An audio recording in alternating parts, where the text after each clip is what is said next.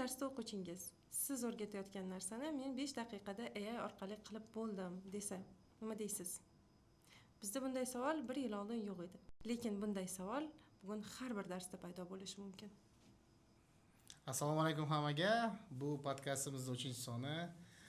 Bugungi mavzu AI davrida o'quvchiga nimani o'rgatish kerak. Studiyada mehmonlarimiz Codecamp IT Akademiyasi va Junior IT Akademiyasi direktori Fuzayl Akazoirov va bizda Codecamp IT Akademiyasi ishlovchi lider mentorlarimizdan biri Muhammad Bobur Akramov. Maktab direktori degan bo'ldi. Assalomu alaykum. Yaxshi keldingizmi? Xo'p, bugun siz bilan suhbatimiz AI va ta'lim asosida bo'ladi. Fuzayl, sizga savolimiz, sizning fikringiz biz uchun juda ham qiziq. Bilmoqchi bo'lganimiz, hozir uyga vazifani bola AI bilan 5 minutda qilib qo'yishi mumkin. Maktab unda nimaga kerak? Maktabda o'qiyotgan narsani AI orqali bilib olishi mumkin, to'g'rimi? Oldin o'qitilardi, shu bola o'qisin, o'rgansin, kitob varaqlasin deb, lekin hozir kitob chetga surilyapti, o'rnini AI egallagan.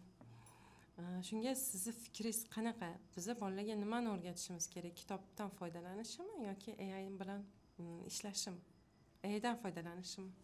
Zo'r savol. Siz bilan hozir o'sha komandada oxirgi yarim yildan beri juda katta diskussiyalar ketyapti AI hisobiga, chunki biz darslarda mentorlardan eshitamiz. Bolalar uyga vazifasini AI orqali qilib kelyapti yoki AI instrumentlar chiqyapti, biz qanaqasiga o'rgatishimiz kerak.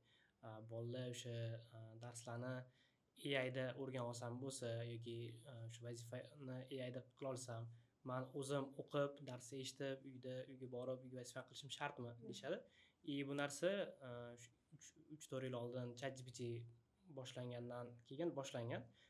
Oldin o'zi 10 yil oldin, 15 yil oldin Google chiqqandan keyin o'zi o'qish o'zgargan edi. Ya'ni odamlarda o'sha tarix bo'ladimi, biologiya bo'ladimi, agar Googledan o'rgana olsam, nima qilaman, chuqur zudrich qilib yodlab, chunki ertaga menga shu kerak bo'lganda Googledan so'rab olaman degan narsa bor edi. Lekin Googledan so'raganda ham baribir kerak bo'lardi, u ma'lumotni filtr qilish, tushuncha bo'lish, umumiy tushuncha bo'lish juda ko'p vaqt ketardi. Hozir ChatGPT umuman любой ma'lumotni 5 sekundda olishga yordam beryapti. Shunga bolalarda ham savol bo'lyapti, nima qilaman o'rganish, ota-onalarda ham savol bo'lyapti, bolam nimani o'rganish kerak ertaga agar hamma narsani ChatGPT dan so'rab olsa bo'lsa. Bunga oxirgi 6 oydan beri ayta olaman, o'sha ChatGPT, keyin Claude, yana boshqa agent instrumentlar rivojlanganiga yana qo'shimcha savol paydo bo'ldi. Ertaga o'zi kim kerak mehnat bozoriga? Qanaqa qilib odamlar pul topadi? Chunki ko'p ishlarni AI agentlar o'ziga olib qo'yapti. Ya'ni hozir biz bilamiz, Amerikada, Yevropada katta kompaniyalar 3 mingta, 5 mingta, 10 mingta ishchilarni bo'shatyapti, chunki AI ga almashtirdik, AI ga zamin qildik deb. Va ko'pchilik kutgan edi, eng oddiy ishlarni zamin qiladi deb, hozir katta menejerlarni, dasturchilarni, shu katta ish egalarini zamin qilyapti, ya'ni o'sha ish egalarini bo'shatishyapti. Shunga hozir o'sha o'qish bozorida, men o'zim ukamam bor, universitetga topshirish kerak. Juda katta savol, o'zi o'rganish kerakmi, o'qish kerakmi? O'qish kerakligi endi bu besporno, endi lekin bar ko'pchilikda savol paydo bo'lyapti. O'qish kerak bo'lsa, nimani o'rganish kerak? Chunki birinchidan ish o'rni bo'ladimi yo'qmi? Ikkinchidan hozir o'rgangan narsamiz baribir 1 yildan keyin eskiryapti уже. O'shanga ko'p suhbatlar bo'lyapti. Endi men o'zim o'rganganimda bitta o'sha amerikalik professordan, Stanfordda ishlaydigan professor podkastlarini ko'rganimda bitta qiziq fikr aytdilar. Nimani o'rganishdan qat'iy nazar bolalarda biz o'rgatishimiz kerak. Birinchidan problem solvingga, ya'ni shu muammolarga yechim berishi. Eng zo'r mutaxassislar bu eng zo'r o'sha muammoga eng zo'r yechim bera oladiganlar va o'sha muammoga yechimni qidira oladiganlar. Ikkinchidan bu disiplina, bolalar o'sha o'tirib o'rganib, o'sha qat'iyat deydimi, o'sha ishni oxirigacha olib bora olish disiplinasi va o'sha Stanforddagi professorlar hozir shunaqangi fikrga kelishganki, nimani o'rgatmasa ham bolalarda shu problem solving va disiplinani o'rgatsa va o'qish skillini o'rgatsa, bolalar adaptatsiya qilib o'zi o'rganib keta oladi yangi narsaga. izlanish o'quvchilarda главныйsi bu o'qish skilli. Bu kitobdanmi, AIdanmi farqi yo'q. O'qish skilli rivojlanishi kerak. Xo'p, keyingi savol tug'iladi-da. Masalan, biz IT akademiyamiz dasturchilarni chiqaramiz. Mana 4 yildirki, dasturchilarni chiqarib kelyapmiz. Lekin hozir yangi gap, dasturchilar kerak emas уже. Dasturchilar ishdan bo'shatilyapti. Chunki искусственный intellekt, sun'iy intellekt dasturchilarning o'rnini egallayapti. Biz hozir o'quvchilarga endi nimani o'rgatishimiz kerak?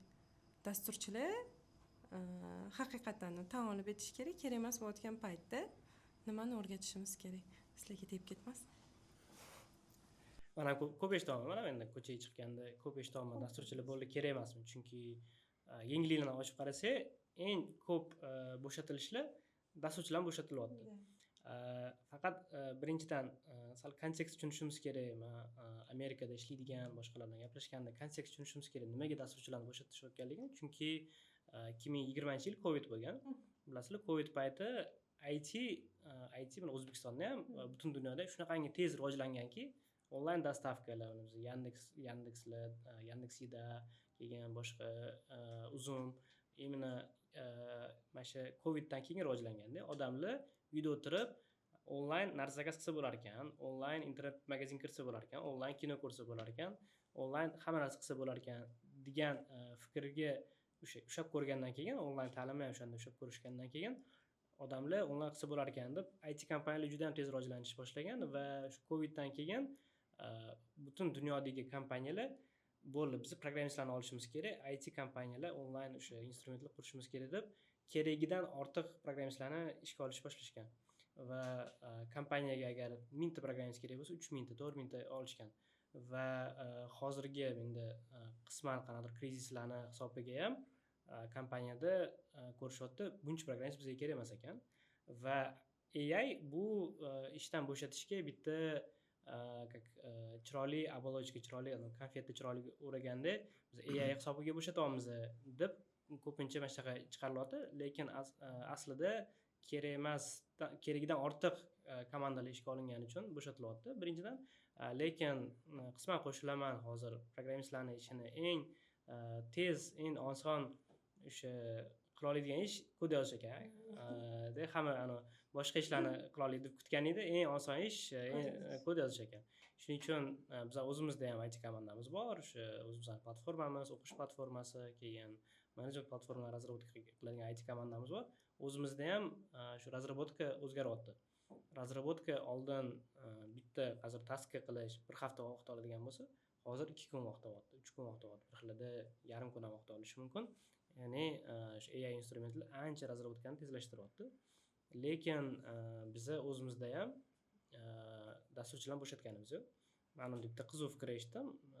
Bu rossiyskiy o'sha katta IT kompaniyaning direktoridan AI hisobiga AI deb hali bitta ham ishchi bo'shatilmadi. Bu Rossiyada ham, O'zbekistonda ham, butun dunyoda AI hisobiga bitta ham ishchi bo'shatilmadi. Dasturchilar tim bo'ldi. Nimaga? Chunki sizda imkoniyatlar paydo bo'lgandan keyin yangicha, ya'ni ko'proq narsani qilgisi keladi. Oldin sizda o'sha 1 oylik, 3 oylik plan qilgan bo'lsangiz, hozir xuddi shunaqa qilasiz, faqat ko'proq narsani xolos.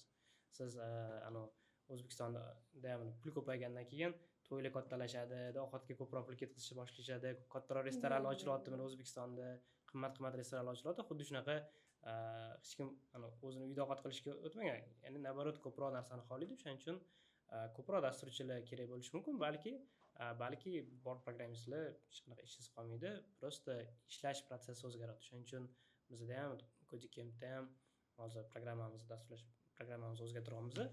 Biz endi bolalarga sal boshqacharoq narsani o'rgatishimiz kerak bo'ldi. Meni fikrimcha, mana IT kompaniyalarda kimlar ko'proq bo'shatishadi? Menimcha shu AI bilan AI kirib kelgan tamamaydigan dasturchilar menimcha. Babani AI xato qiladi, qo'lda yozish kerak degan dasturchilar menimcha hammasi ketadi. Shunaqalar menimcha bo'shatilyapti. Prinsipga bo'ladi, clean code.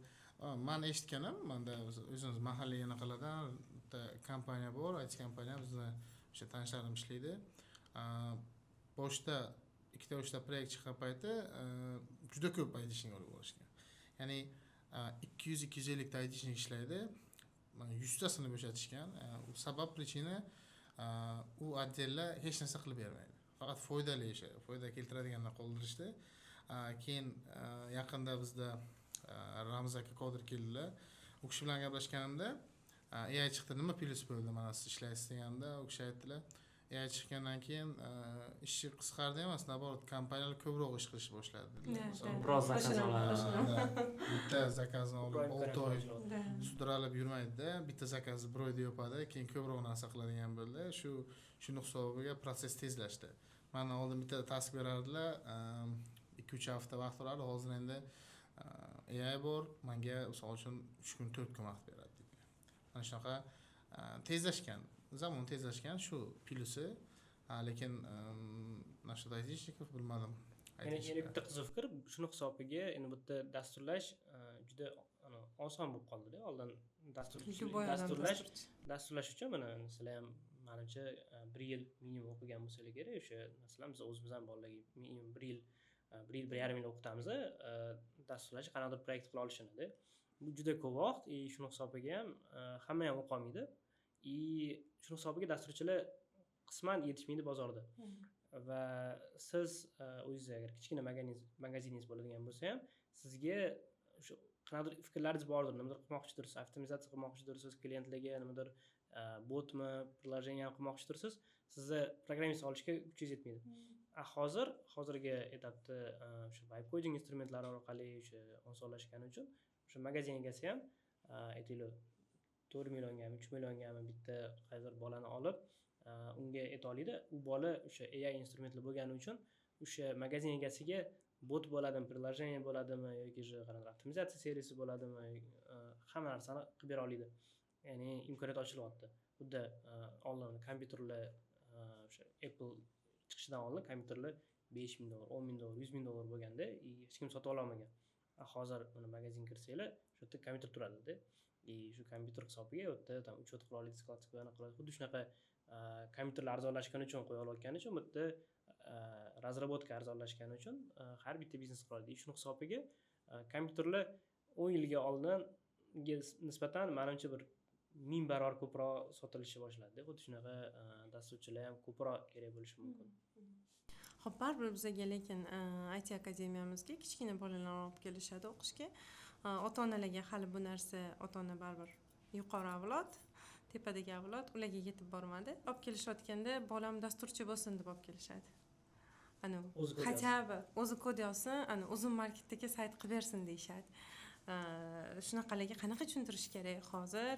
Undan chiqqanmiz, o'zi kod yozishdan emas, o'zi buyruq berib kod yozdirish kerak degan narsani nima deyish kerak ota-onalarga, nima deb tushuntirish kerak? Menda teskarisi bo'ldi. Ota-ona men ishimni dedi 80% iskusiy intellekt qilib beryapti. Iskusiy intellektdan to'g'ri foydalanishni o'rgatyapsizlarmi dedi. Qoyil. Unaqalar yo'q, почти kam. Menda prям ota shunaqa savol berdi. O'g'lim oldida shu proyektda iskusiy intellekt ishlatdingmi dedi. Keyin men chiqdim, bunga hali ishlatgani yo'q. Endi proses bizada birinchi o'rgataman ichki strukturasini, keyin iskusiy intellektni to'g'ri foydalanishni o'rgatamiz dedim.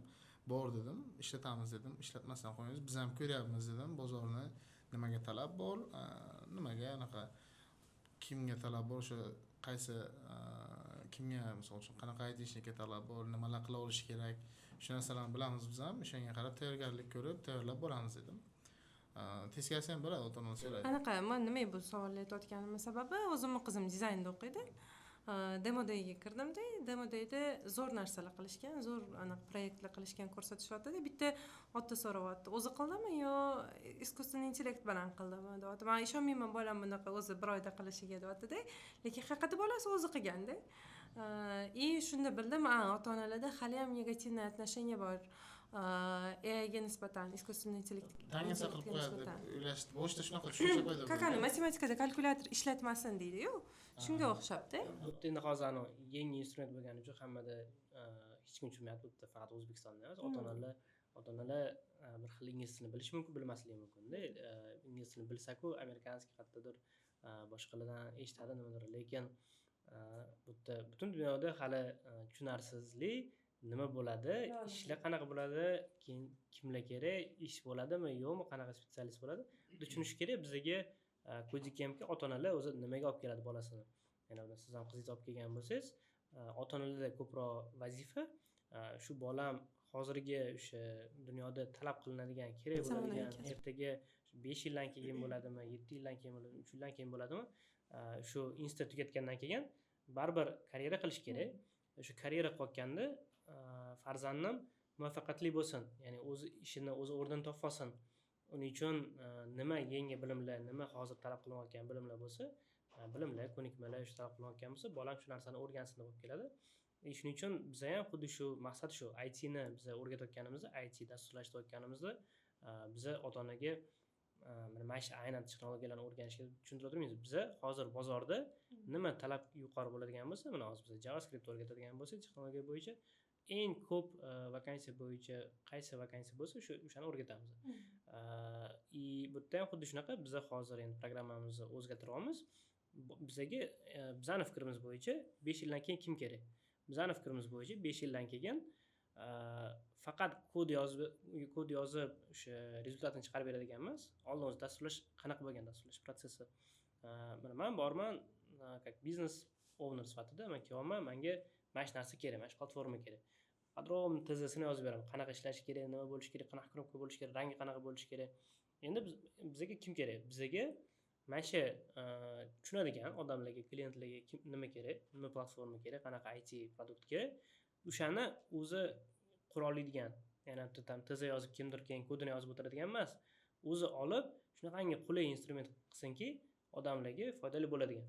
Bu farqi yo'q, bu o'sha ko'chadagi oddiy aholi bo'ladimi, nimadir internetdan narsa zakaz qilish uchun yoki qaysi biznes bo'ladimi yoki tam magazin egasi bo'ladimi, o'sha klient uchun qulay instrument IT produkt qila oladigan odam kerak.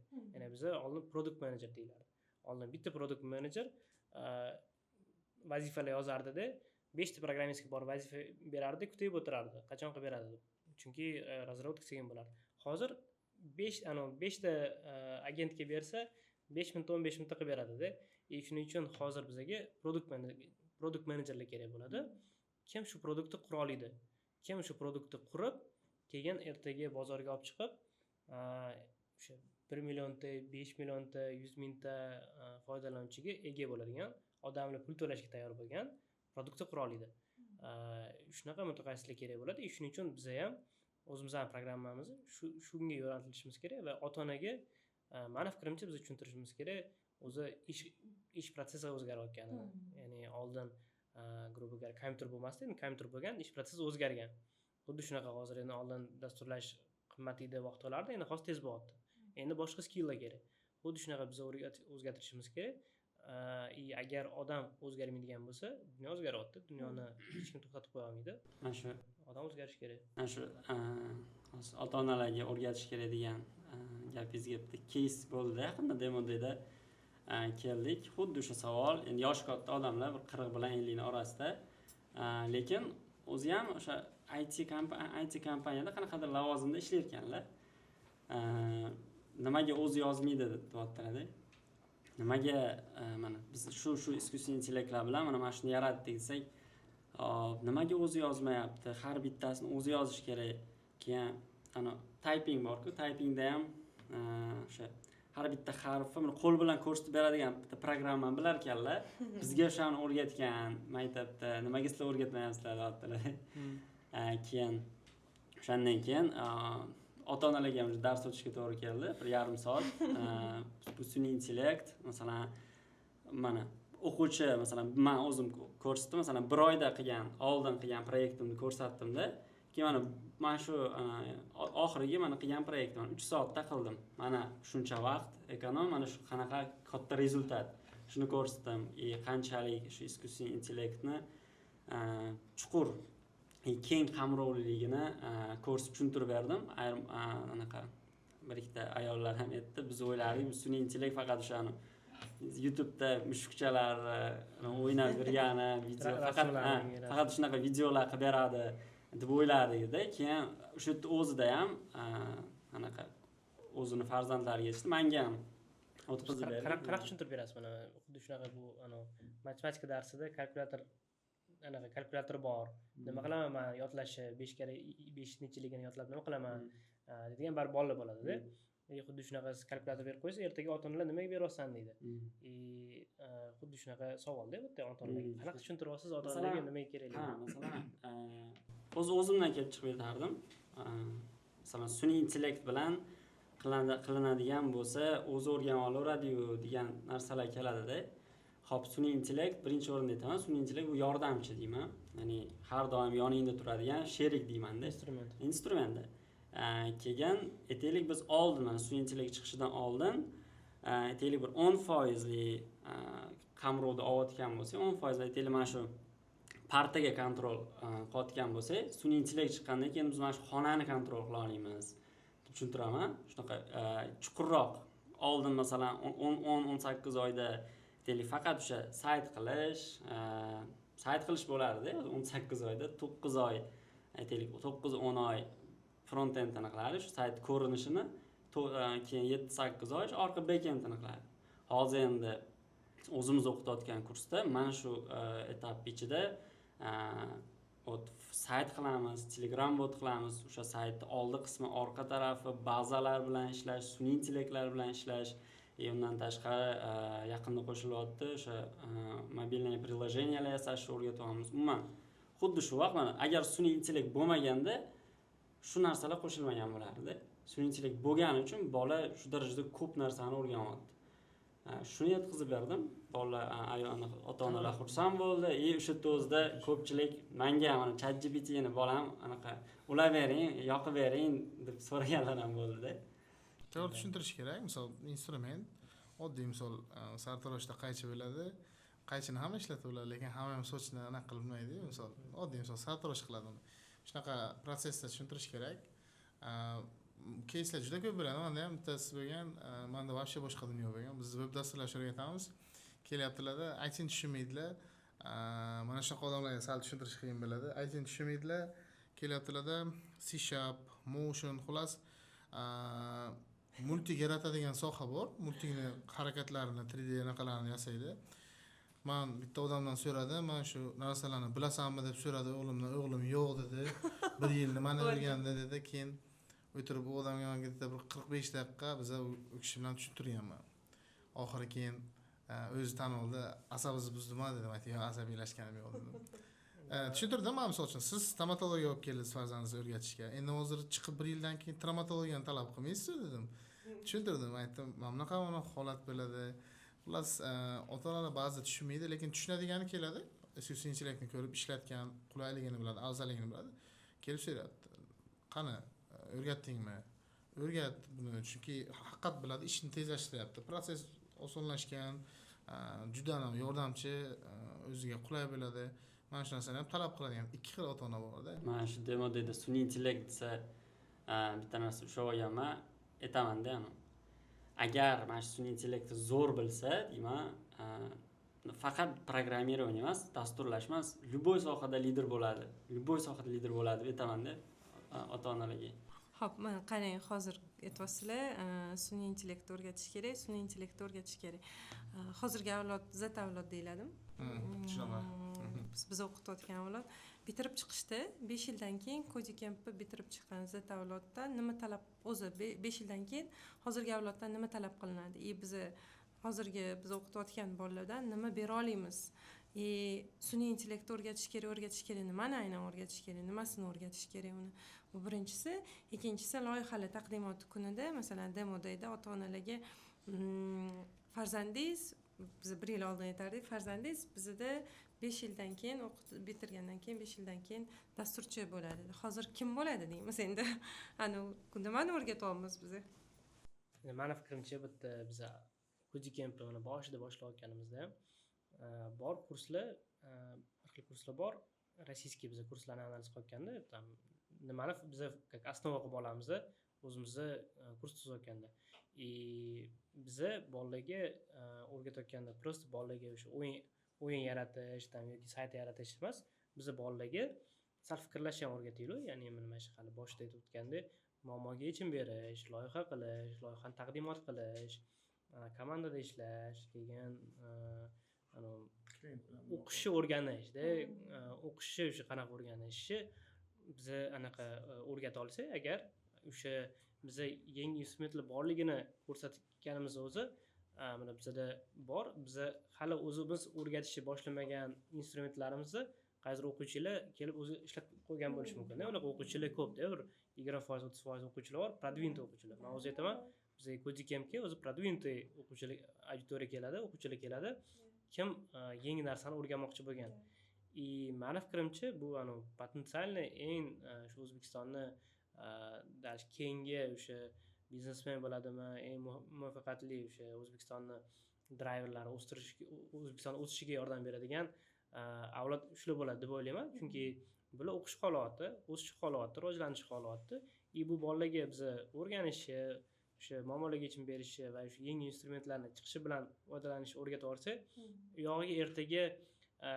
man sun'iy intellektli man 100% ishonaman hozir biza qanaqa ishlayotgan bo'lsak 3 yildan keyin yoshi boshqacha ishlaydi biz ham bilmaymiz qanaqa ishlaydi lekin biz mana shu adaptivnostni adaptatsiya qilib yangi narsani o'rganib keta olishini o'rgata olsak bu bizning yutug'imiz ertaga shu bola o'zi kerak bo'lsa yangi narsani chiqqan o'rgana oladida shuning uchun mani fikrimcha o'z boshidan biz shu narsalarni fundament qilib qo'shib ketganmiz dasturlashdan tashqari shuning uchun maqsadimiz o'sha o'zi o'rgana olishini o'rgatish to'g'ri aytdingiz adaptivность bo'lishi kerak ko'nikuvchanlik deydimi ko'nikuvchanlik bo'lishi kerak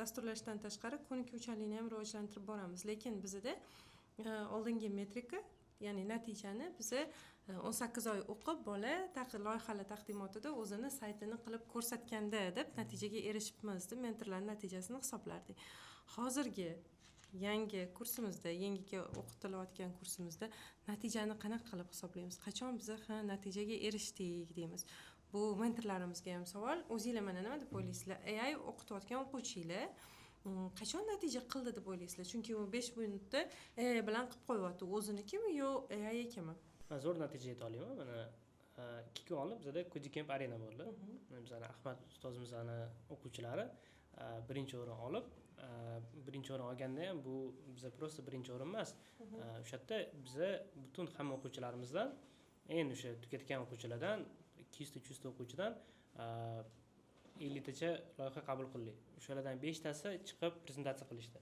prezentatsiya qilayotganda ham man suyuki ustozlar emas Akmal Fayziyev bir 15 yildan beri tadbirkor IT tadbirkor startaplar qilgan kompaniyalarni muvaffaqiyatli exit qilib sotgan va hozir Amerikada startap qilayotgan tadbirkorga prezentatsiya qilishdi va natijani eng zo'r natija deb hisoblayman bu Akmal Fayziyev bizga birinchi o'rin olgan loyihaga men investitsiya qilishga ham tayyorman dedilar ya'ni biz xohlaymiz biza shunaqa o'sha liderlar chiqib yetishini bolalar nafaqat men kod yozib просто chiroyli sayt qilib balki ular o'sha ishlaydigan proyekt qilib investorlardan investitsiya olib ertaga katta kompaniya qura oladigan bolalar chiqsa biza o'zimizga shunaqa katta natija qo'yamiz va natija sifatida birinchi natijalar menimcha уже bor shu Ahmad balki o'zlari gapirib beradilar и Akmal Fayziyev aytdilar nimaga unga birinchi o'rin berdilar balki sizlar ham aytib berarsizlar nimani hisobiga bolalarni o'sha nimaga beramiz natija endi biza bu narsa chiqqandan keyin biz ancha shug'ullandik bolalar bilan faqat izlandik kimda qanaqa ideya bor men ideya beraman bolalar ideya beradi faqat bitta maqsad ideya shunchaki yana bu men aytaman bizda Aleksandr aytardilar startap для души dedilar bir ikkita startaplar aytardilar startap qilish kerak и undan foyda ham ko'rish kerak bitta muammoni yechimini qilish mumkin lekin foyda qilmasa undan nima desam undan qilinganda shunaqa biza juda ham ko'p ideyalar bor edi и bu olgan o'quvchim o'zidagi bor muammoni olib chiqdi mani xayolimda elektrik sohasida bolalar aytdi mana shunaqa muammo bor edi dedi aytdim qilib bilasanmi dedim aytdim bos dedim keyin qildi gaplashdik gaplashdan qildim lekin boshida juda qiyin bo'ldi chunki Akbar Fayziyev anaqa bolalar deb anaqa o'tirmadilar prям katta odamlarga talab qilganday talab qilib gapiraverdilar bolalar lekin yaxshi chiqib ketdi deb o'ylayman men bolalarga ogohlantiraman savol beriladi sizlar shunchaki borib shunchaki ko'rsatib turib ketmaysanlar savol beriladi mana shu 5 ta chiqqan bola ham hammasi mana shu sun'iy intellektlardan ishlatishni bilgan bolalarda. Hammasida men masalan menda ikkita o'quvchi chiqqan bo'lsa, ikkalasi ham shu sun'iy intellektda podpiskasi bor. Endi meni fikrimcha faqat bu 5 tada, meni fikrimcha hozir bizda bir 200 ta 300 ta o'quvchi bor, kim podpiska oladi ham. Undan tashqari podpiskasiz ishlatayotganlar bordir, lekin aynan mana shu 5 tasi hammada podpiska bor bo'lsa ham, aynan mana shu 5 tasi nimagadir boshqalardan ko'ra yaxshiroq proyekt qilgan. Nimaga? Nimaga? Endi bu yerda mana men ayta olaman, mana o'sha Akmal Fayziyev endi investitsiya qilishga tayyorman dedilar. Nima bu kameraga aytilmadi, chunki men kelgan o'zlari bilan gaplashdim. O'zlari aytdilar, agar buni darobod qiladigan bo'lsa, единственный yetishmayotgan narsa bu yerda biznes taraflama. Ya'ni biznes taraflama skillda, bizani shuni ham qo'shib ketamiz. Men o'sha agar ustida ishlasa bu bola rivojlantiraman desa, men investitsiya qilishga ham tayyorman. Bu bolada nimasi yaxshi? Birinchi narsasi, birinchi anaqasi g'oyasi, ya'ni g'oyasini qog'ozga tushirib oxirigacha olib bora olgan. Ya'ni Ahmad aytgandek chiroyli g'oya emas.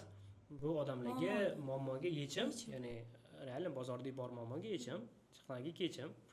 Ikkinchidan bolani o'zi shu narsani oxirigacha yetkaza olgan. Ya'ni prosta olib tashlab qo'yib, Xon Boboranida zo'r narsa aytibdilar. Biz ham 5 ta programmist o'tiramizda zo'r muammolar gaplashamiz, g'oyalar gaplashamizda, oxiri choyxonadan chiqquncha-da, keyin kim qiladi, nima qilamiz deganda anaqa kelisha olmasdan chiqib ketamiz-da. Ya'ni u bola ana kelishadimi, kelishmaydimi, boshqasi bilan bo'ladi, oxirigacha yetkazgan. Uchinchidan bu muammo bola o'sha harakat qilib topshirib, keyin prezentatsiya qilyapti. Prezentatsiyasi juda zo'r bo'lgan. Pitch ham juda zo'r narsa, g'oyasini tushuntirib berish. Auditoriyaga tushuntirib berish. Agar sizning g'oyangiz zo'r bo'lsa, lekin tushuntirib bera olmasangiz, sota olmasangiz g'oyangizni, bu ham bitta yutqazadigan narsalar. Ya'ni mana shu hamma eng qizig'i mana shu proyektda biz u bolada ham, boshqa 5 ta bolada ham kodi qanaqa yozilgan olib qaraganimizda, chunki hozirgi etapda haqiqatan tekshirdik. 2 yil oldin kodini qarardik. Hozirgi etapda biz kod ikkinchi etapga o'tgan, biz ham shuni hisobiga programmamizni o'zgartirishimiz kerak deb hozir buni zapus qilamiz yangi programmani. O'zi mana shu 5 ta bola ajralib chiqqan o'zi 5 ta emas, o'zi hammasi ham zo'r proyekt bo'lgan sababi ham mana shu yangi programmaga borib taqaladi baribir. Chunki oldin bu programmadan yaratilishdan oldin nimaga ko'proq biz o'zimizning ustozimiz, mentorlar nimaga e'tibor berardik, nimasi tarozini ko'proq bosardi, ko'p funksionalligi. Ya'ni ko'p funksiyalar, nimadir bosganda nimadir jarayonlar bo'lsa, u zo'r deb turib, o'shanga ko'proq tarozini bosar edi. Endi hozir yangi programmada qilinganda, u funksiyalar qanaqa saytligi qizig'i yo'q edi. Masalan, sal tushuntirib o'tirish uchun biz oldin shu dasturlash darsimizda biz o'sha dasturlash texnologiyalarini o'rgatardik, dasturlash tillarini, verska tillarini boshqa yil boshida biz o'tirimiz, ya'ni AI rivojlanyapti. AI qo'shishimiz kerak programma edi o'miz. AI ham okey bir anaqa qo'shamiz, bir 10% modulimiz prompt engineering, AI qanaqa ishlatamiz degan narsa bo'ldi. Keyin o'tirdik, yo'q davomimizda. Hozir dunyo shunchalik tez o'zgardiki, shunchalik o'zgarib ketdiki, biz programmani boshqatdan tuzishimiz kerak edi. Biz hozir 3 oy oldin programmani boshlagan bo'lsak, testoviy etapda optik har xil qanaqa qildik. Hozir уже iyuldan zapus qildik. Avgustda hamma mentorlarimiz o'tadi va u programmada dasturlash qancha qoldi? 50% dasturlash, 50% 40% mi? Biz 18 oylik programmani 6 oy qildik. Bu qisqardi. Bu hech nima olib tashlash hisobiga emas, prosta qisqardi, chunki oldin bola prosta yodlashibga vaqtini ketkazardi. Ya'ni tasavvur qilaylik, 2+2 ni bitta dars o'tilyapti, keyin karajadvalik dars o'tilyapti. Hozir biz yodlash kerak degan narsalarni qisqartirib, bolalarga ko'proq proyekt qilish, bolaga o'ziga qiziq bo'ladigan, foydali bo'ladigan proyekt qilish, mana shu narsalarni qo'shamiz. O'sha hozirgi oldingi qilayotgan bolalar faqat funksiyalarga e'tibor berayotgan bo'lsa, hozirgi bilan oxirgi mana shu zapus bo'lgandan keyingi proyekt bolalar nimaga e'tibor beryapti? Ya'ni hammasi proyektini qilishini sababini o'ylashyapti. O'zi nimaga bu proyekt qilyapman? O'zi nima proyekt qilyapman? Men oldin nima bo'lardi? Masalan, avtosalon qilaman, Mercedes saytini qilaman, yo men qorni och bo'lsa, men pizza saytini qilaman deb. Shunaqa bo'lar. Endi hozir sayt qilishyapti. Nimaga imенно buni qilishim kerak? Nima vazifa bajaradi? Nima muammoga yechim beradi? shuni o'ylashyapti-da, keyin u dальше o'ylashyapti. Agar rostdan ham Foyda. zo'r bo'lib ketadigan bo'lsa, sponsor topib, yurgizib ketsak bo'ladi deb Ishonch bor. seriozniy qarayapti-da, Ishonch bor, kattalarda. Praktikaga bitta zo'r narsani qo'shdi. Jobs to be done degan narsa bor. Jobs to be done любой shu instrument, любой platforma bo'ladimi, boshqa narsa bo'ladimi, qaysidir ishni bajarish kerak. Ya'ni mana shu mikrofon ovoz yozyapti. Telefon kameraga yozish mumkin, telefon qilishga yordam berish mumkin. Programmistlar ko'pincha shu chiroyiga, animatsiyasiga, prosta ishlashiga, ba'zi danliqga borib kelishiga mana shu narsa javob beradi. Hozir bizni Jobs to be done texnologiyasi bu относительно yangi narsa, bir 5-10 yil oldin bo'lgan narsa. Bu eng o'sha kompaniya asoschilari mana shu ishlatadigan instrumentlarda, startap asoschilari ishlatadigan instrument. Biz programmada men ayta olaman, programmani o'zi mana shu Jobs to be done atrofida qurilgan, mana shu bolalarga aytilganda nima vazifasi bor, shu vazifani bajarishi, qurish, shu bunaqa foydali instrument qurish atrofida qurilgan eng programmamiz. Hozir ana 5 ta loyihani gapiryapmiz. Ularni 3000 ta o'quvchidan, mayli 2,5 mingta deylik, 2,5 mingta o'quvchidan nima farqi bor? Birinchisi, ular 18 oy o'qib bitirgandan keyin shunaqa loyihaga erishdimi? Yo, unaqa o'quvchiga mehr ko'proq berganmi deylar, qayerdan unaqa o'quvchilar kelib chiqadi? Nima qilsa, siz emas, o'quvchingiz Novzadagi Bobur mentor o'quvchisi yetib chiqadi. O'zi unaqa proyektlar faqat 5 ta emas-da, juda ko'p. Asosiysi 5 ta qilib chiqdi-da. Endi realizatsiyasi kuchliroq bo'lgan proyektlarni tanlab olishdi. Masalan, boshqasidan farqi 0.0001%ga baland bo'lishi mumkin, lekin o'shanaqa miqyosdagi, o'shanaqa masshtabdagi proyektlar ko'p, lekin baribir limit 5 ta, iloji yo'q 5 tasini tanlab olinadi. Yo, men aytmoqchiman, nimaga bunaqa deyaptilar. Masalan, nima siz o'quvchingiz? Ismi nima?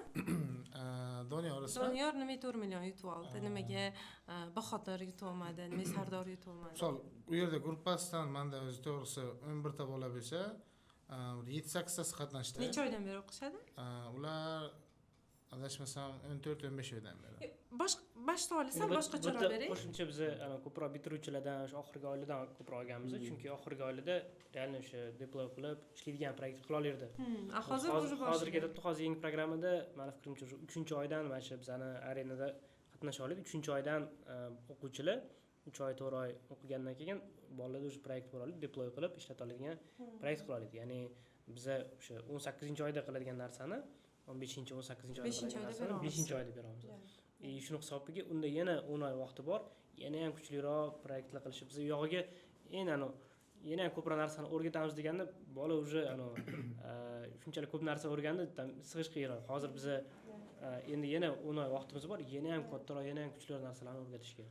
O'quvchining farqiga kelsak, deylik, keling men sizga misol tushuntiraman. Nimaga aynan boshqa bolalar emas? Men endi hammasiga bir xil tushuntiraman, bir xil motivatsiya beraman, bir xil ideyalar beraman. O'zlaridan ham harakat kutaman-da. Misol deylik, nimaga hamma futbolchilar Ronaldo emas? Misol Ronaldo trenovka qilishni ko'p kishi aytadi-yu. Hamma 5 kilometr yugursa norma bir kunlik. 10 kilometr yugurgan vaqtida ko'proq harakat. Nima qilishimiz kerak? Hamma o'quvchi Doniyor bo'lishi uchun-da. Valla endi o'zi harakat qilish kerak, o'zi ona qilish kerak. Menda misol uchun bitta bolam bor, qiladi. Qil desam, lekin o'zi turib nimadir harakat qilib o'zi anaqa qilgisi kelmaydi. Nima desam sizga? Qil desangiz qiladi. Sizlar mental qanaqa motivatsiya qilasiz? Qanaqa qilib o'quvchini nima uyg'otadi? Mana 18 oy va kichkina period emas-da. Bolalarni 18 oy shuni ustida ishlab, proyektning ustida ishlab, yangi narsalarni o'tirib bir xillarda qiyin bo'ladi, bir xillarda tushunmay qolish mumkin. Chunki biz o'rgatgan narsa, bizani o'rgatgan narsa borib o'sha ishga kirishga junior dasturchilarni qanaqa tayyorlashni, nimalarni texnologiyani o'rgatsa, biz ham xuddi shu narsa o'rgatamiz-da. Faqat 12 yoshli bolaga, 15 yoshli bolaga. Qanaqa motivatsiya qilasizlar? Qanaqa mana shu oxirigacha maqsadiga erishishga nima deysizlar? Motivatsiya paytap o'zi oladi. Qara, misol uchun yangi narsa o'rganayotganning o'zi motivatsiya bo'lishi kerak, mening fikrim. Misol ko'ryapti, keldi, hech narsani bilmaydi. Kompyuterni faqat shunchaki ochgan, nimadir o'yin o'ynagan. Endi o'zi bu yerda ko'ryapti. Misol doimiy ishlatadigan o'zlarining saytlari bor. Biz misol veb-sayt yaratishni o'rgatamiz, doimiy ishlatadigan. Misol veb-saytini qilib bo'lgandan keyin qaraydi-da, mana shunaqa narsa yaratdim, mana shuni motivatsiya. Bu proses o'sha 6 oyda o'zi xohlaydigan, o'zi o'qiydigan bolalar qoladi. Misol uchun 18 ta guruhda boshlansa, 16 ta guruhda, o'sha 11 ta, 12 ta qoladi. Sababi o'sha bolalar prosesda sekin qanaqadir nimadir force majeure bo'lib kasal bo'lib qolishi mumkin, bunaqa holatlar ham bo'ladi, lekin aksariyat holatda bola sekin o'zi ajralib qoladi. Qaraydi, kimdirlar tempga tusha olmaydi. Misol uchun tempga tusha olmasligi qanaqa? Deylik, hamma bir xil proyekt qilyapti, u ham qila oladi, lekin u dangasa. Keyin u qilmaydi, u qolib ketadi guruhdan, keyin sekin tushkunlik, o'qituvchi talab qilaveradi. Sekin oxirida keyin bitta bahona tushunmadim, qiyin ekan, bo'ldi, to'xtatadi. Nima qilish kerak shunda mana? Unda Oldin H1 bilan H2 ni o'rgansa, natija, kulliy natija. Hozir oxirgi общий natijani ko'rdik. Kulliy natijada masalan natija ko'rmasa o'quvchi, особенно o'smir yoshida, men qila olmas ekanman degan narsa paydo bo'ladi-da. Ana shu qila olmas ekanman degan narsa bu dangasalikdan o'zi. Hamma qila oladi. Shunda sizlar Hamma qila oladi. Tushuntirish kerak faqat. Motivatsiya tushuntirish kerak. motivatsiyada qisqa periodli motivatsiya bo'ladi. Kichkina dafamiylar, ya'ni bitta darsda qildi, ko'rsatdi. Долгосрочный dafamiylar bo'ladi. Ya'ni men shu narsani qilsam ertaga kattaroq mashina natijaga erishaman. Mashina tushuntirib долгосрочный motivatsiya berasizlar. O'tgan arenada 4 million yutdi. Bu bo'ldi. Ves gruppada ikkita o'quvchi u bilan parallel qatnashib, ular motivatsiyasi o'lgan hali ham. O'ziga kelolmay turibdi. Qolganlarda уже ana bu keyingi etapda qatnashaman, men ham qatnashaman. Xo'p, keyin 18 oy oxirigacha o'qishni asosiy yana bitta sababi shu komanda, o'zi o'sha gruppa zo'r tashkil qilgan bo'lsa, mana unda yaxshilab qarasam, masalan, Atmosfera. Bir-birini поддержка qiladi. 70-80% o'quvchi aytaylik oxirigacha o'qiydi deb tasavvur qilsak, bunday hammasiga uni bitirayotgan o'quvchilarni qarasam, hammasini gruppa zo'rdi. Boshidan o'sha gruppani zo'r ushlab qolinadi, hamma bilan bir-biri bilan tanishtirib chiqiladi. Masalan, o'z birinchi darsda boshlanganda просто ismini emas, nima ish qilasan, bo'sh vaqtingda nima qilasan, Qaysi maktabda o'qiysan? qaysi birinchi kelganda bab hamma o'yin o'ynaydi-ku. Qaysi o'yinlar o'ynaysan deydi, masalan, kim PUBG o'ynaydi desak, 4-5tasi ko'taradi.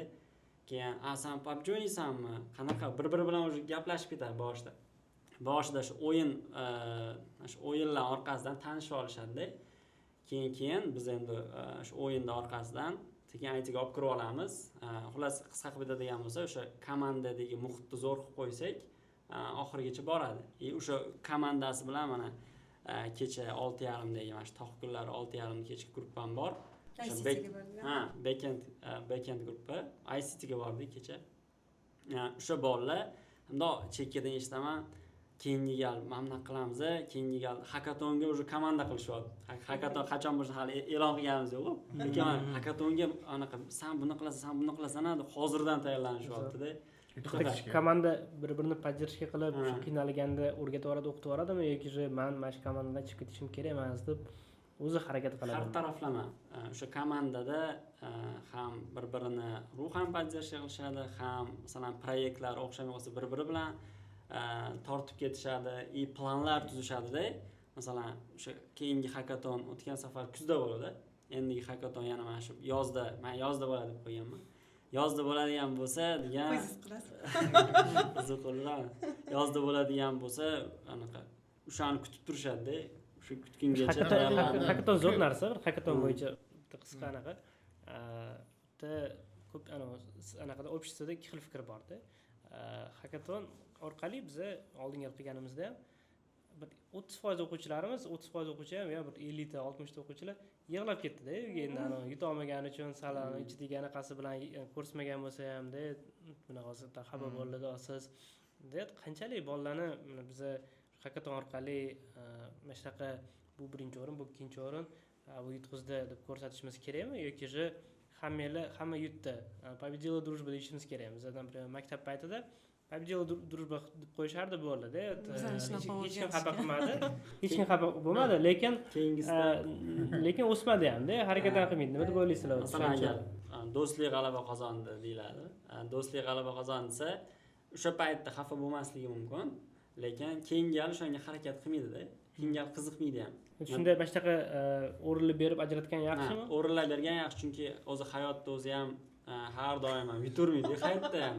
Hayot qonuni kimdir yutadi, kimdir yutqizadi. Bu normal holat. Bunga tayyorgarlik ko'rish kerak. Bu o'zi yosh bola deb yig'lab qoladi deb anaqa qilish kerak emas. Nazarin siz psixolog sifatida nima deysiz? Har doim Psixologga nima bolalarimga deydi bu? aytaman, har doim aytaman qizimga соревнованиyaga ketayotganda yaqindagi shanba kuni ham главное не победа, главное участие derdim. Maksim Lekin Gorkini anaqasi bu shiori. Maksim Gorkiyni keladi. Shanchi bahoda bor bechara. Lekinda bolani psixikasiga noto'g'ri ta'sir qiladi deyilgan oldin bizani shunaqa katta qilishgan. Hech kim xafa bo'lish kerak emas, hamma birdek xursand bo'lish kerak. Bu kommunizm все счастливы deb qilishgan-ku. Yo'q, hayotda ozgina achchiq anaqasini ham bilish kerak. Kimdir yutadi, kimdir yutqizadi. Lekin главное esa справедливо bo'ldi. U ko'proq o'qidi va shunga erishdi. Sen ham ko'proq qilsang, to есть to'g'ri talqin qilib bilishimiz kerak. Omad rol o'ynaydi bu yerda, bitta bilim emas. Endi omad degan narsa, men omadni har doim usердная работаning orqasidan keladigan narsa deb hisoblayman-da. Qancha ko'p siz mana Ahmad, nimaga sizni ko'p hakatonda o'quvchilaringiz yutishadi? Demak, kecha arenada ham siz, chunki siz ko'proq mehnat qilasiz, men ko'rganman-da. Qaysidir mentor anaqa mayli mana shu darsam bo'veradi degan joyda siz yo'q bo'lmaydi deb qaytadan o'qitgan paytlaringiz ham bo'lgan. То есть o'zingizga talabingiz katta bo'lgan joyda bekorga lider mentor darajasiga chiqmagansizlar deb o'ylayman. Bu omad emas. Bu sizlarni usердная работаning orqasidan kelgan narsa-da. O'shaning uchun o'quvchilarga ham menimcha shu narsani to'g'ri tushuntirishimiz kerak. Birinchi, ikkinchi, uchinchi. Qizingizga nima dedingiz? Qizimga to'g'risi 5-o'ringa berishgandan jahlim chiqdi. Chunki haqqoniy bo'lmagan. Anaqa sen ham mayli deysizmi? Da, doim aytaman, главное не победа, главное участие. Shunchaki baribir соревновательный anaqaga tayyorlash kerak. Masalan, oddiy case, shu kuzda mana shu bitta komanda qatnashganda, unda faqat endi JavaScript tugatishganda, unaqa kuchli emasdi hali bilim, lekin qatnashgan, yutqazgan. Keyin mana o'sha yaqindagi o'sha arenada o'sha bolalar ikkitasi o'zi qatnashuvdi-da. Qiziq, o'sha ikkitasi o'sha 5 talikka kirdi. Okey, yana yutqazishdi, olisha olmadi. Lekin o'sha ko'rishdan biz shu darajada narsalar qila olarkanmiz deb ko'rishdi-da. Bu o'sha hakatonga bog'liq emas, o'zlari ham proyektlarni yurgizishaveradi. Mana qo'shilaman, bu yerda o'sha endi omad ham aytishadi, omad bu bor narsa omad-da, lekin qanchalik ko'p harakat qilsa, то есть omad bu o'sha harakatingizga ko'paytirilgan narsa-da. Ya'ni agar tam bitta harakat qilsangiz, tam agar 10 tasidan bittasi o'xshasa o'xshamaydi. 100 ta harakat qilsangiz 10 tasidan bittasi o'xshasa, g'ajab bittasi o'xshab qoladi. Qanaqadir mavzuga o'sha haqiqatan nimachi omadida mavzu beriladi-yu o'sha. Udachli mavzu berib qo'yilgan, o'sha udachli mavzuga kelgan, o'sha bolaning ideyasi zo'r bo'lib qolgan. Mana shunda omad dedim. Hamma bolaga bir xil mavzu berganmiz. Mana necha hakatonga chiqmasligi ham mumkin endi. Yoki shu mavzuga tayyorlanmagan bo'lishi ham mumkin. Kvalifikatsiyadan o'tishda bolalar yutdi. Zo'r hakaton biz ham misol uchun o'sha payt bildiz bir oy yakshanba kuni davomida ishladi. Misol men charchaganim yo'q, sababi proses yo'q demak. Proses odamga yoqadi. Bolalarga lekin juda motivatsiya bo'ldi. Bolalar nima desam sizga? O'shandan keyin xonamga bannerni olib ketirib qo'ydim. Nima deydi? Voucherni. Bolalar ko'radi, zo'r harakat qilamiz. Bolalar menimcha shunday motivatsiya qilib turish kerak, o'sha bu yerda kichkina motivatsiyalar bor. Har darsda biz ham darsda qiziq bo'lishini harakat qilamiz. Bolalarda endi Kahoot o'ynatasizlar, bir xil dars o'zida qiziq, bola interaktiv darslar bo'ladi-da. Kichkina o'sha bola zerikib qolmasligiga kichkina motivatsiya bo'lishi kerak. Lekin katta motivatsiya ham bo'lishi kerak. Katta motivatsiya bu hakaton bo'lishi mumkin yoki demo day bo'lishi mumkin. Demo day 3 oylik bo'lsa, hakaton bu 1 yillik. Keyin bu ham o'sha oxiridagi proyekt bo'lishi mumkin. Bundan 1,5 yillik. Keyin buni ertaga 5 yildan keyin kim bo'ladi? Shu taraflamasan, yana ham 4-5 yillik motivatsiya qilasizlar, oylik motivatsiyalar. Endi buni bu yerda sizlarning rolingiz menimcha katta deb o'ylayman, chunki bu yerda o'sha endi har xil fikrlar bor. Maktab tarbiyalash kerak emasmi degan fikrlar borda. Biz tarbiyalamaymiz, lekin biz bolaga o'sha maqsad qo'yishi va o'sha maqsadga yetishsa nima bo'ladi? Qanaqa o'sha grup garda famiya oladi, qanaqa natija oladi? Ertaga uni ota-onasini xursand qiladimi, ko'p pul topadimi? O'sha bolaga nisbatan unga nima qiziq bo'lsa, o'sha bolaga nisbatan biz agar siz motivatsiya qilsanglar, ertaga o'sha omadi ko'proq keladida. O'sha grubiga ko'proq natijaga erishadi, kattaroq natijalarga erishadi. Harakat. Gapiring. Harakat ana omadga to'g'ri proporsional degan. To'g'ri bo'ladi. Biz tarbiya bermaymiz dedingiz, lekin eng katta tarbiya mana shunda maqsad qo'yish, bu eng katta tarbiya. Nimaga? Chunki bolalarning motivatsiyasi haqida gaplashdik. Kichkina yoshdagi bolalarning motivatsiyasi o'yin orqali bo'lsa, biz o'qitadigan yoshdagi bolalarning motivatsiyasi nimaga menga bu kerak, nima kerak degan savolga, значит, bizning o'quvchilarimiz topisha olyapti. Достаточно shu uchun hakatonga chiqishyapti, shu uchun arenaga. Mana shu Doniyor farqini sizda boshida so'radim. Nimaga Sardor emas, nimaga boshqa emasda? Doniyor menga nima bu kerak degan narsani o'zida yaxshi topa olganda, menimcha. Ideyasini o'zi qildi. Qolganlar ham ideya zo'r edi, faqat ideya bilan emasda, nima desam, bizda endi nima deydi, opit bo'ldi keyingisiga qatnashishga. Eng zo'r narsa o'zi opit. Keyingisiga ideya bilan birgalikda, momo bilan birgalikda pul topadigan joyni topishimiz kerak. Chunki shunchaki qilinmasligi kerak bolalarga. O'zi bugun gaplashdim o'sha anaqadan keyin, bugun birinchi darsimiz o'sha arenadan keyin darsimiz edi. Keldi, hamma keldi. Keyin bu safargisiga qatnashamiz, yana 25-avgustga ideya qilish kerak. Yana ideya beryaptilar, keyin men so'rayman. Bu qayerdan pul ishlasa bo'ladi? Zo'r dars nima aytsangiz, bizda o'sha dasturlash kursimizda biza nima qolman, давайте biza bolalarga startup skilllarni o'rgataylik, ya'ni startapchi fikrlash o'rgataylik. Bizda Akmal Paziyev startup maktab darslarida eng katta mavzular, eng qiziq mavzular startapchi fikrlashda. Startapchi fikrlash nima degani deb qaraganda, как раз таки mana shu proyekt qo'yganda xayriya proyekti emas, qilganga yarasha ertaga davomiy bo'ladigan, ertaga bu 1 oy qilingiz, 2 oy qilingiz tashlab qo'ydingiz emas, ertaga 5 yil, 10 yildir, 20 yildir, balki 100 yillab turadigan kompaniyaga aylanadigan proyekt bo'lsa, shunisi yaxshi. Shuning uchun biz o'sha darsimizda anaqasida fundament sifatida fundamentlardan bittasi bu mana shu startup qilish.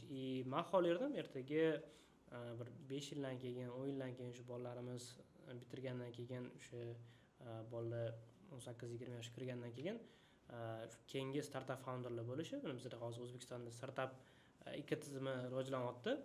Amerikada bu 20 yil oldin rivojlangan, Yevropada, Rossiyada bu tam 5-7 yil oldin rivojlangan bo'lsa, bizda endi rivojlanyapti. Startuplarga rosa pul tikishyapti. Oldingi yil o'zida masalan 10 million dollardan oshuv pul tikishda investitsiya qilishda startuplarga. Va startup founderlari o'ta har xil, 30-35 yoshlilar ham bor, 18-20 yoshlilar ham bor. Meni fikrimcha, bizning o'quvchilar 18-20 ga chiqqandan keyin aynan mana shu startup founderlar bo'ladigan. Startupda bitta tushuncha bor, unicorn deydi, yakkashoq deydi. Yakkashoq bu 1 milliard dollarlik kompaniyaga aylangan startup yakkashoq deydi. Meni fikrimcha, keyingi O'zbekiston unicornlari bu bizani o'sha Kodikem o'quvchilari bo'ladi. Nimaga? Chunki biz birinchidan ular o'zligi xohlab kelyapti. Bizda Toshkentda agar 2 millionta maktab o'quvchisi bor bo'lsa, o'sha 2000-3000 tasi bizga saralanib kelyapti. Ulardan keyin oxirigacha o'sha maqsadi bor, ular motivatsiyasi bor yetib kelyapti. Biz ularga sal turtki bera olsak, soft skills taraflama, hayotiy bilimlar taraflama, startapchi fikrlash taraflama, meni fikrimcha ularda yana o'sha muvaffaqiyatga erishish shansi yana ko'payadi deb o'ylayman. To'g'ri, qo'shilaman. Startapchi fikrlaydigan, startap fikrlovchi bolalarni yetishtirib berib chiqaradigan asosiy o'qituvchilar. Va ikkita o'qituvchimizga savolim bor. 4 yil oldin kelgansizlar Kodikemga, to'g'rimi? 4 yil oldingi Muhammad Bobur, 4 yil oldingi Ahmad bilan hozirgi Ahmad va Muhammad Bobur farqini sezasizlarmi? Chunki masalan eski programmamiz bor, siz bir oydan beri yangi programmamizni ichidan ko'rib test qilyapsizda. To есть farqini aytmoqchiman. Baribir bolalarni 4 yil oldingi masalan Ruslomlarni o'qitgansiz, farqi bor hozirgi o'quvchilaringizdan. O'qituvchida shu startaperlarni chiqaradigan qanaqa ko'nikma bo'lishi kerak? Nimaga mana hozir yana o'sha narsaga borib taqaladi. Nimaga sizlarni o'quvchilaringlar har doim hakatonlarda, nimaga boshqa mentorlarni emas, qanaqa nimani ustida ishlash kerak o'quvchisiga masalan AIda 5 minutda qila olaman deganda har doim javob tayyor bo'lishi uchun. Unda protsess mentor o'zi tushunishi kerak o'zi. Startap nimaligi, nimaga masalan qilayotgan proyekti qanaqadir muammoga yechim berishi nimaga kerakligi o'zi o'sha protsess o'zi tushunsa o'sha o'zida bor narsani beradida baribir. Qozonda bo'lsa keyin cho'ncha chiqadi. Gap faqat startapda ham emas. Ertaga boshqa termin chiqadi. Bugun startap, ertaga boshqa termin. Nima 4 yil oldingi Muhammad Bobur 4 yil oldingi Muhammad Bobur bo'lib qotib qolmadi. Nima borki sizda o'quvchilarni hozir o'sha baribir o'sha 4 yil oldin ham o'quvchilaringiz yaxshi edi, hozir ham yaxshi. Endi qarasak hozir bizni kompaniyaga borib taqalsa kerak menimcha Fuzelnikiga ham. Kompaniya o'syapti, o'sha kollegalari ham birgalikda tortyapti. Tortayotgani uchun kollegalar, o'sha mentorlar o'quvchini tortyapti. O'sha baribir borib o'sha eng O'z ustida ishlash. O'zini ustida ishlash. Hamma bir ya'ni Qo'shilasiz Mahmud? kompaniya kuchayyapti-da. Kompaniya xodimlari ham o'shanga qarab o'syapti. Xodimlar, ya'ni mentorlar o'quvchilarni tortyapti. Hamma bir-birini qo'lini ushlab tortyapti-da. Lider yaxshi bo'lsa, значит, komanda ham yaxshi bo'ladi. Biz o'rgatgan narsamiz o'zi bilan dasturlashda AI chiqishidan oldin ham o'zi har joyda bir yarim yilda bir yangi narsa chiqardi. Yana men dasturchi o'rtoqlari ko'p Inxida o'qiganim uchun yarim yil nimadir o'rganmasam, men уже ishga kira olmas ekanman. Bir xilla borib atidan suhbatdan o'tardi, ishga kirmoqchi bo'lmasa ham nimani so'rashayotgan ekan o'zi, men shu hali ham talabdamanmi, yo'qmi deb postoyan yangi narsa o'rganib turish kerak bo'lardi. Shuning uchun dasturchilik ko'pincha stressda yuradi, boshqa. Ras biza shu yangi narsalarni o'rganamiz. Biz o'zimiz programmamiz ham mana siz bilan kelganingizga necha yil bo'ldi? 3 yil bo'ldi. 3 yil oldin hozir yarim yilda, 1 yilda programmamizni tugatib olamiz, zo'r bo'ladi degan xom fikrlar haligacha tugamaydi. Hozir akademiyskiy komanda kattalashib, kurs razработкасы tezlashgan bo'lsa, yana ham ana oldin 3 oyda bir yangilangan bo'lsa, hozir har oy yangilayotgan bo'lsa, to есть biz shunaqangi sohadamizki, bu yerda qotib qolgan o'sha o'zini ustida ishlamaganlar o'zi avtomat tushib ketadi-da. O'shaning uchun biz endi balki mentorlar dars o'tishdir, lekin o'sha razработкадagi o'sha protsesslar bizda o'sha mentorlarda ham bo'lishi kerak. Ya'ni mana shu ustida ishlash, yangi narsani o'rganish. Menimcha ham ta'lim sohasida shu o'sish, постоянно yangilanish bo'lmasa, shuning uchun ham hozir maktablarga tosh otish bo'ladi. Maktablar sal orqadagi, chunki 1 yil oldin chiqarilgan, 2 yil oldin chiqarilgan narsalar ishlatilaveradi. Ko'pincha частный anaqalarda, maktablarda, учебный sentrlarda shu narsa bog'liqli hech qanday narsa bilan yo'q. Xohlagan payt obnovlение, xohlagan payt yangilik kiritish, hech kim nazoratida qattiq ushamagani sababli. Buni minusi ham bor, plusi ham. Ayniqsa informatika darsida. Informatika darsi haligacha shunaqa informatika darsi. Biz maktabda kontrol o'ynaganmiz informatika darsida. Hozir ham shunaqa ekan. O'quvchilar bilan so'rayman, informatika o'tiladi. Nima o'tasizlar deyman-da. Kontrol o'ynaymiz deydi. Qizlardan so'rasam, qizlardan so'rayman. Qizlar sizlar nima qilasiz? Biz o'tiramiz, bolalar kontrol o'ynaydi. Tan olish kerak, maktabda endi qanaqadir ayblashmas, ularda ham mutaxassislar ekan-da. Mana biz o'zimiz ham mana Zarina mutaxassis sifatida biz olgan bo'lsak, Zarina tashqari endi boshqa mutaxassislar ham bor komandamizda. Juda qiynalib qidirib, Zarina o'zlarini bir yarim yil qidirganmiz-da. Qiynalib birinchidan mutaxassislar ham, ikkinchidan mana Zarina o'zlari bizda 60 ta mentor dasturchi bor-da. 60 ta mentor dasturchidan o'sha fikrni yig'ib, amallab o'sha eng top fikrlarni yig'ishadi. Maktabda ularda endi boshqa fanlar ham bor, matematika, angliskiy bordir. Shuning uchun har doim ham fokus qaratish olmaydi. Har doim ham dasturlash biladigan, ham programma tuza oladigan ishlamaydi bu maktabda. Topshirmaydi, tanish kerak bo'lgan ishlamaydi. Borib ishlamaydi chunki tan olish kerak, oylik. Lekin ular ham endi aniq qilish kerak, resurs yetmaydi.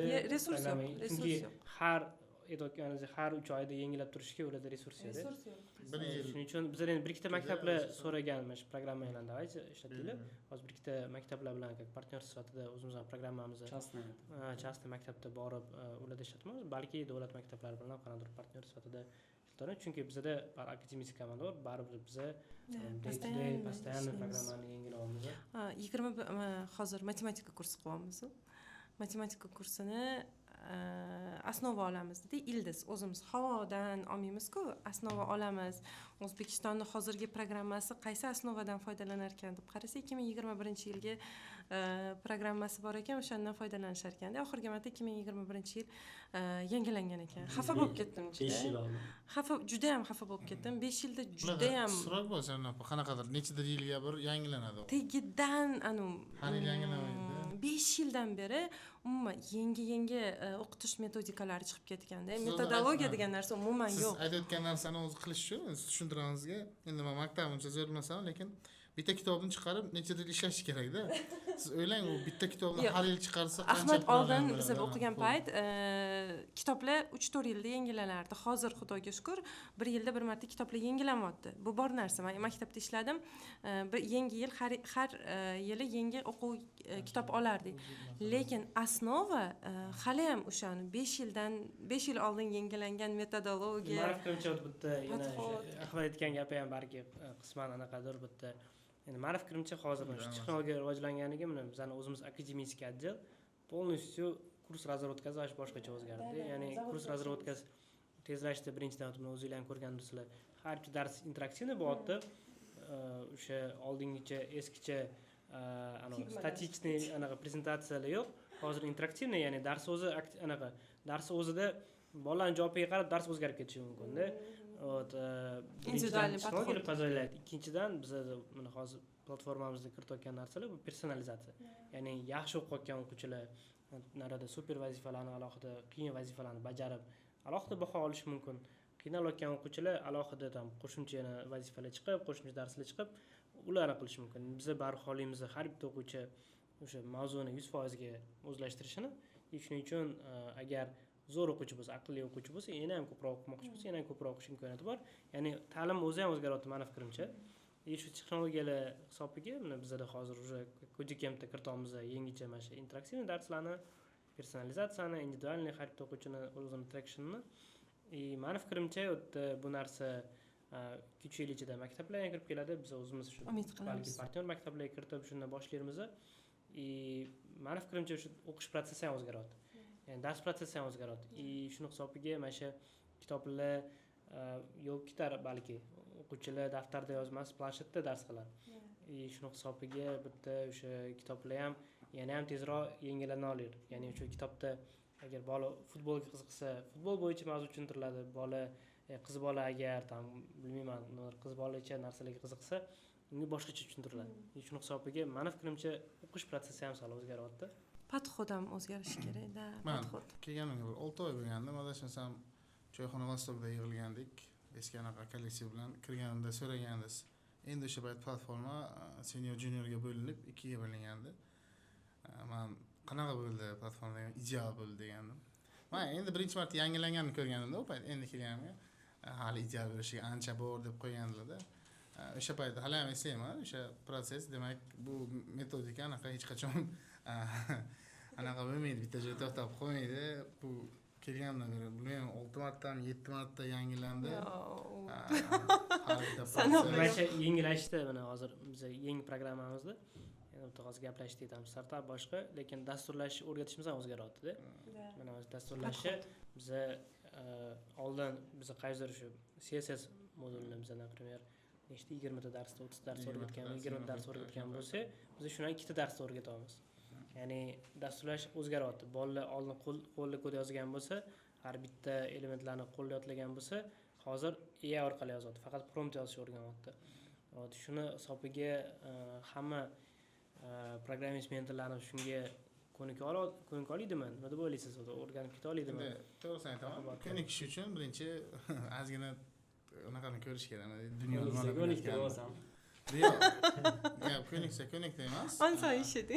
Dunyoni ko'rish kerak. Misol uchun bizda mashina birinchi kirib kelgan payt nima bo'lgan? Ot arava zo'r edi, mashina nimaga kerak? Yangilikka odam ko'nikish qiyin. Yangilikka ko'nikish kerak-da. Hozir endi ot qani, mashina o'zolmaydi. Sizlar ham xuddi stulni o'tirmanglar, olib qo'ygan stulni. Men taxtimni olib qo'yishgan. Qarg'aganda. Men taxtiramonim bor edi, olib qo'yishgan. Boshida o'zimizda ham birinchi etilganda bo'ldi, o'qib bolalarga anaqa qo'lda yozdirganimizda AI beramiz deganda boshida o'zimizda ham shok bo'ldi. Aynan programmist odamga sezilib oladi. Qanaqa tushuntirasiz mana? Ko'rish Mentor, kerak-da. bitta mentor aytaylik, yo bola qo'lda yozish kerak deyapti. Dasturlash shunisi bilan dasturlashki, bola o'zi qo'lda yozishi kerak. O'sha nimadir muammo bo'ladigan bo'lsa, kod orqali o'zi shu yechimga kelib, o'zi shu kodini yozishi kerak. Deyapti. Shunga qanaqa siz tushuntirasiz? Masalan, qo'l bilan yozadigan bo'lsang, aytamiz 10 ta narsa o'rgana olasan maksimum. Mana shuncha periodda deymizda. Agar iskusiy intellekt bilan AI bilan ishlatadigan bo'lsang, 1000 ta narsa o'rgana olasan deymiz. Shuni o'zimiz qilgan primerlar bilan ko'rsatib beramiz. Oldin mana bunaqa edi, mana hozir men 2 soatda mana shunaqa bilan ishlaydigan narsa qilib Iloji yo'q, tan olishga muhabbat. Front-end dizaynni siz zo'r qilaman deguncha tezroq qilib beradi u narsani. ham xatosiz. Xatosiz qilib beradi. Tan olish kerak. Hozir AI instrument qildim. Men programmist такой, chaynik programmist, oldin kodni kopiya qilardim, yoqib qo'yardim, ishlatardim-da. Qo'lda mudrab yozish kerak bo'lsa, такой anaqa. Endi hozir o'tirdim, tam o'sha Claude bo'ladi, Fable, eng aqlli modelda. Tam hozirga etapda, eng aqlli, ertaga yana undan aqlligisini ko'rsak kerak. Men tezda yozdim, kutyapman, yarim soatdan keyin chiqyapti, o'sha GitHubda o'sha ishlayapti, deploy qilingan sayti bilan kirib ishlatsa bo'ladiganda. Mana shu narsani hozir men agar bor programmistga aytsam, причем eng anaqasi dizayn ham zo'r, chiroyli, qulay, telefonda ishlatib ko'rsam, telefonga adaptatsiya qilmagandirda, aytsam telefonda ham zo'r ishlayapti-da. Keyin ertasi kuni bu anaqa hali Excel serverga qo'yilmagan, hali anaqa eski danni bo'lsa, dannilar obnovleniya bo'lganda, ya'ni danni obnovleniyasini, dizaynni, animatsiyasini har taraflama продумать qilingan. Agar shu programmistga borib mana shu narsani qilib ber deganimda, menga bukvalniy смысле yarim soat vaqt ketdi o'shani qilishga. Men prompt yozdim 10 minut, yarim soat vaqt ketdi. Programmistga ham xuddi shuncha 10 minut tushuntirardim, balki ko'proq. Programmist o'sha narsani men oldin nechta programmist bilan ishlaganman, nechta har xil proyektlarda ishlaganman, o'sha narsani qilishga как minimum 1 oy ketardi. 1 oy vaqt ketayotgan narsaga yarim soat vaqt ketayotgan bo'lsa, nimaga bu narsa ishlatish kerak emas. Agar uydan ishgacha siz taksiga o'tirib tez yetib olsangiz, nima qilasiz peshkom yurib? Bor instrumentlar, bor anaqa biza mashinada yursa odam yurish esdan chiqarib qo'yadi deb, mashinada yursa odam sog'lig'iga zarar deb unaqa deb mashinada yurmasdan aniq qo'yganimiz yo'q. Rivojlanyapti, yangi narsa ishlatish kerak undan. Agar siz ishlatmasangiz, ertaga boshqasi ishlatadigan odam sizdan yaxshiroq rivojlanib ketadi. Shuni tushuntirish kerak, iloji yo'q boshqa. O'zi ham lekin IT olamda ko'rib yuribdi, misol hamma ham ko'rib yurish kerak, misol kuzatish kerak, nima bo'lyapti bozorda. Bir kun baribir shu perioddan o'tadi-da. Bir kun o'tish kerak, majbur. Menimcha bu faqat AIda emas, hozir AI deyapmiz, faqat AIda emas, o'zi yangicha podxod o'qitishda ham, mana maktablarda ham har doim yangi metodni qo'llagan o'qituvchi interesliroq bo'lgan darsi. O'zinglarni eslanglar, har doim qiziq darsga uchib yugurib kirganmiz. Va har doim bitta gap qaytaraman, qiziqmaydigan o'quvchi bo'lmaydi, qiziqtirolmaydigan o'qituvchi bo'ladi deb har doim uni shiorim bor. Qiziqtiruvchi ustoz bo'lib, boshqa bizani bosh mentorlarga tushuntirib. Endi meni fikrimcha bizda baribir atbordan o'tgan, o'zida ishlaydigan, o'zini o'sha yangi narsalarni o'rgana oladigan mentorlar olingan deb o'ylayman. Keyin dalish biza o'sha o'qitish protsesslarimiz bor, boshqa backend, boshqa narsalarni o'qitamiz. Shuning uchun bizadagi mentorlar meni fikrimcha katta problema bo'lmaydi deb o'ylayman. Bu yerda transformatsiya taraflama, как minimum endi yana bitta narsa, eng zo'r instrument menimcha qo'l bilan ushlab ko'rish. Bu yerda qo'l bilan ushlab ko'rmasdan nimadir deyish qiyin. Men o'zim ham bir xilda o'sha bu narsani qilamiz kerak deb o'ylayman. Keyin ushlab ko'rganda, bu zo'r ekan, qila olar ekan degan narsa. Shuning uchun meni fikrimcha bizning mentorlarda bizani o'sha общий kompaniyada ishlaydiganlar muammo bo'lmasa kerak. Chunki основной ценность sifatida biz o'sha o'qiy oladigan, ishlash oladigan ish olamiz. QA bilan bo'lgan case ham aytib ketay shunda. Men yangi programmani test qilyapman. Bir oydan deyarli bir oy bo'lib qoldi. Bir oy bo'lib qolgan bo'lsa. Уже yaqin demoda QA otsyanka endi shu 9 dan 7 sifat analizi. Sifat analizi. Darsi sifat. 7 ta o'rtada yuradi demanda, 7, 8. Qilaman men, nima muhim shunaqa. Keyin o'sha programmani test qilishni boshladim. Bu payt qarasam, otsyanka ham kecha ko'rdim men, adashmasam 5 ta yo'nalish ham, 5 ta kriteriya bo'lsa, ikkitasidan 8,5mi shunaqa, uchtasidan 9. Keyin nimaga men 9 olmadim? Dars o'tishga yordam beradi. Keyin nimaga 9? Nimaga meniki shunchalik baland? Nimani zo'r o'tdim ekanimda. Chunki bo'lmasam eski gruppalarga ham bir xil, bularga ham bir xil ana. Bularga masalan alohida nimadir qilganim yo'q-da. O'sha berilgan programma bo'yicha o'tdim. Bu yangi programmada keyin qarasam, o'sha yangi programmani test qilgan gruppani tekshirgan ekan. O'sha значит, ko'rinib turibdi, dars zo'r bo'lgan. Men ham qiziqib maza qilib o'tganman undan. Natijalar ham zo'r bo'lgan, o'quvchilari tushunishi ham zo'r bo'lganda. O'sha hamma zo'r kriteriyalardan baland chiqqan. Keyin o'shanda o'zimga o'zim aytdim, demak, to'g'ri yo'lda ekanmiz dedim. Mana shu darsi tuzilayotganda o'sha zavodimizda, produkt yetishtiradigan zavodimizda keyingi bergan 5 ta kriteriyamizni asosida qildik. O'quvchiga darsda nima kerak? Darsda strukturasi to'g'ri tuzilgan bo'lishi kerak. Dars vaqtida mana shu paytda to'g'ri boshlanishi kerak. Darsda o'quvchiga to'g'ri feedback berish kerak. Darsda e'tiborini ushlab turishni nima qilish kerak? Kichkina mentorda shu dars bo'yicha yordam beradi. Prezentatsiyani biza o'sha kuyiga biz berganmiz-ku, mana bu 5 ta yo'nalish bo'yicha baholaysan deb.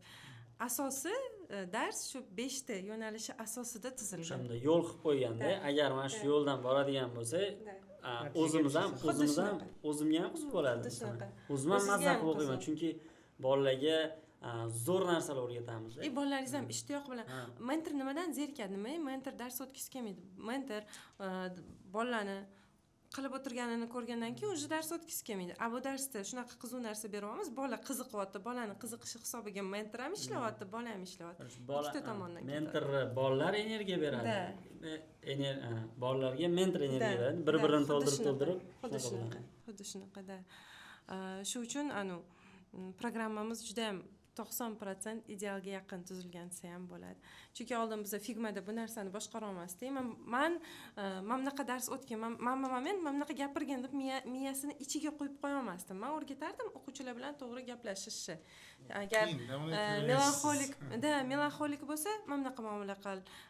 Sangvinik bo'lsa, bunaqa qil deb o'rgatganman. Lekin shunaqa moment bunaqa deganda, bunaqa degan deb o'rgata olmaganman. Lekin hozir Xudoga shukr, AI orqali shu narsaga ham erishdik. Men bu gapni bunaqa desa to'g'ri bo'ladi. Biz o'rtamizga AI o'tirgizib qo'yib, bunga ham gapirtirish kerak. Oldingi metodikada individual podxod ko'p edi, to'g'risi. Individual podxodda o'qituvchi qilish kerak edi.